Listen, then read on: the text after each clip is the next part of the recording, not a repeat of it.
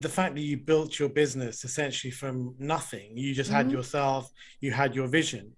I think that that helps you to develop leadership skills because you're thinking, okay, I have a limited budget, I need to create these things by this sort of deadline. Hmm. Can you maybe talk about some of the things that you learned in terms of leadership? Because I think it's really helpful for other people out there who are thinking about going out on their own and maybe they haven't led teams or managed projects. Hmm. How did you take the leap, and what things have you learned?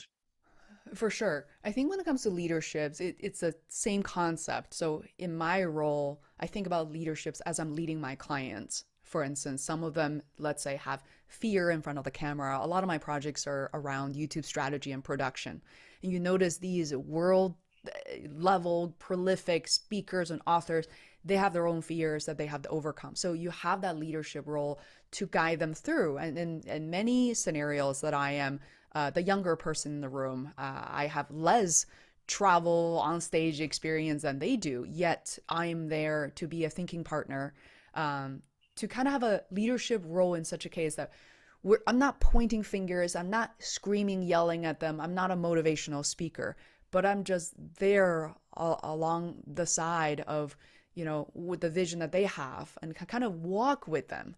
And that's a beautiful leadership role that you can take on. I think leadership is it's like a kaleidoscope now. There's so many shades and colors. It's really not just one thing, right? Standing on a pedestal to say, here, I'm telling you what to do. And the other leadership position I'm seeing myself in is leading my own team, like this entourage I mentioned, like the four of us. So when you hire someone, for instance, from the Philippines, or you work with someone who's traveling, or don't English is not their primary language, you're working with them at a capacity where you can grow so much, and you can leverage their insights from like the cultural aspects of it, and you learn very quickly in that way. And it's also about not only allowing yourself to make mistakes, but allowing other people to make mistakes. And how do you acknowledge, address them? And one thing that I want to mention is in their leadership, to me, it's not just about talking, setting new rules, having these heartfelt conversations. Great, check. The other is that you actually have to build something that actually helps the team, and you have to listen to them.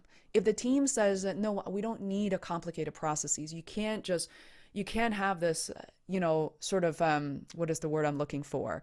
That kind of cockiness of like, I want to create something that impress me and it's about my company. No, let's co-create something that people actually use and find it helpful. So lately I invested a lot of time and energy into creating SOPs, so standard operating procedures, as detailed as open this file, look at this document, this is where it needs approval, this is where it's not.